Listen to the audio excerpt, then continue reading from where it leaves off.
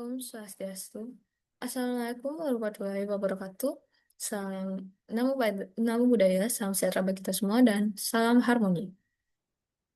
Perkenalkan, nama saya Nika Dede Surandini dengan NIM 241 101 103 dan 3 dari Prodi Bimbingan dan Konseling kelas IKIBK semester 3. Jadi di sini saya akan membuat video presentasi untuk memenuhi UTS Statistik Inferensial yang diampu oleh Bapak Iwayan Eka Paramata SPD MPD. Jadi, saya akan share screen terlebih dahulu.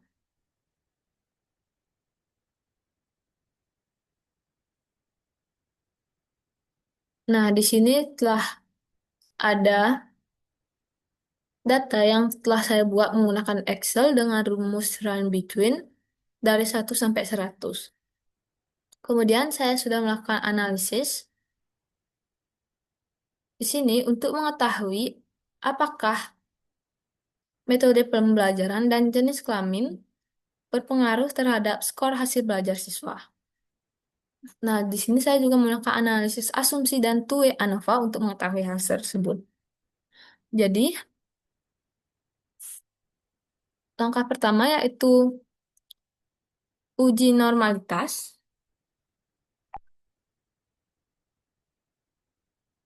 Bentar.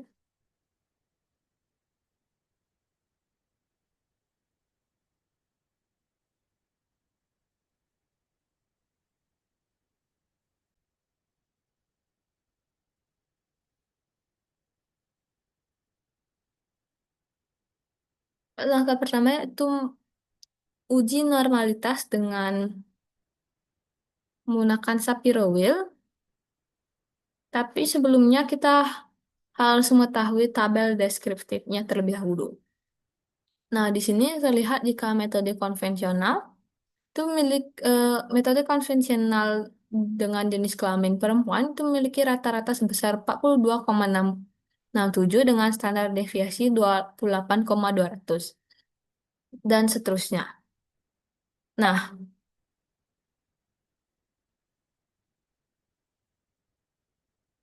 secara umum dapat dilihat bahwa nilai rata-rata skor hasil belajar tidak berbeda jauh antar kelompok, walaupun metode diskusi kelompok untuk jenis kelamin perempuan agak lebih tinggi dibanding kelompok lainnya. Tapi perbedaan ini harus kita uji lebih lanjut menggunakan analisis inferensial untuk mengetahui apakah data ini signifikan atau tidak. Kemudian,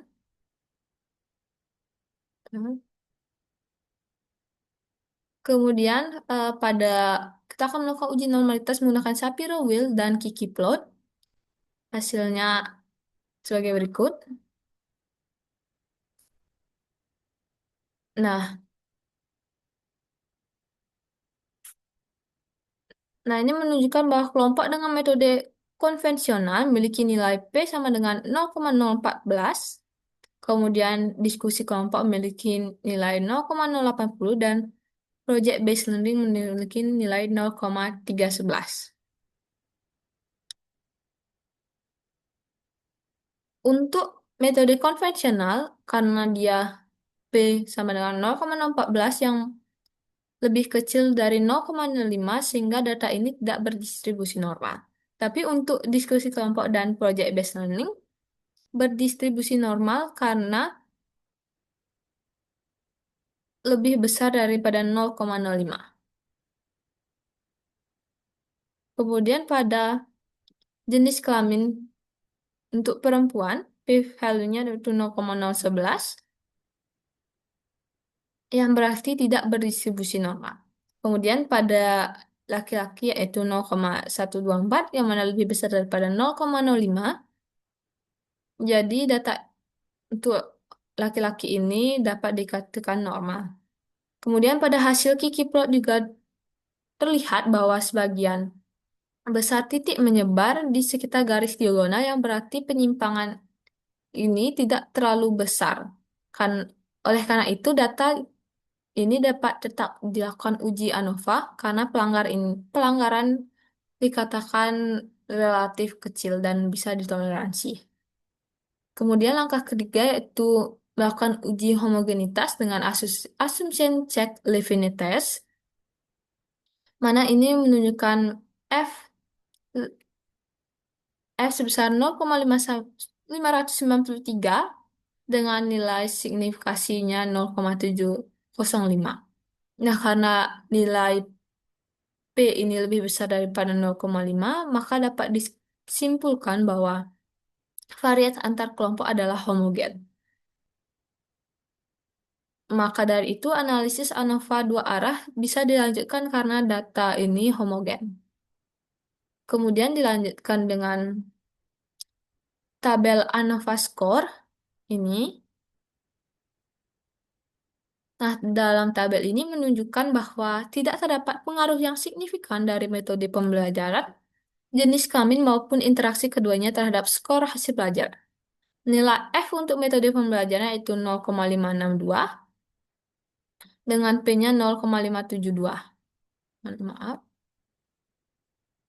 0,572 dan gender itu 0,017 dengan nilai P-nya 0,892. Dan method X gendernya itu 1,014 dengan nilai p-value-nya 0,367. Nah, karena seluruh nilai P ini lebih besar daripada 0,05, maka dapat disimpulkan bahwa perbedaan metode pembelajaran dan jenis kelamin tidak berpengaruh signifikan terhadap hasil belajar siswa. Kemudian untuk post hoc test untuk TK, 2KHSD juga menunjukkan tidak ada perbedaan yang signifikan antar metode pembelajaran. Nilai P2K eh, untuk metode konvensional dengan diskusi kelompok yaitu 0,589, kemudian konvensional dengan project based learning yaitu 0,683, dan diskusi kelompok dengan project based learning yaitu 0,988. Nah, sehingga seluruh nilai P tersebut lebih besar daripada 0,5, dapat disimpulkan bahwa rata-rata skor hasil belajar antar metode tidak berbeda secara signifikan. Meskipun secara deskriptif, metode diskusi kelompok memiliki rata-rata skor yang sedikit lebih tinggi. Kemudian angka yang terakhir yaitu dengan plot deskriptif atau plot interaksi. Saya menggunakan deskriptif plot sebagai berikut. Nah, ini menunjukkan bahwa pola perbedaan antara metode pembelajaran dan jenis kelamin ini relatif sejajar. Ini menandakan tidak adanya interaksi yang berarti antara kedua faktor tersebut. Meskipun terdapat sedikit variasi dalam nilai rata-rata antar kelompok, garis pada grafik interaksi tidak bersilangan secara tajam, yang berarti memperkuat kalau bahwa hasil analisis bahwa interaksi antara metode pembelajaran dan jenis kelamin tidak signifikan. Nah, secara visual perbedaan hasil belajar antar metode pembelajaran itu terlihat kecil pada kelompok laki-laki maupun perempuan. Nah, kesimpulan pada analisis two-way ANOVA ini berdasarkan yaitu dapat disimpulkan bahwa data penelitian sebagian besar memenuhi asumsi ANOVA, yaitu distribusi data yang cenderung normal dan varians antar kelompok yang homogen. Namun, hasil two-way ANOVA menunjukkan bahwa tidak terdapat pengaruh yang signifikan dari metode pembelajaran, jenis kelamin maupun interaksi keduanya terhadap skor hasil belajar siswa. Hal ini berarti bahwa perbedaan hasil belajar siswa tidak dipengaruhi oleh metode pembelajaran yang diterapkan maupun oleh jenis kelamin. Hasil ini menunjukkan bahwa semua metode pembelajaran dapat memberikan hasil belajar yang relatif sama baik bagi siswa laki-laki maupun perempuan. Baik, demikian eh, interpretasi dari hasil analisis data yang telah saya lakukan di JASP ini.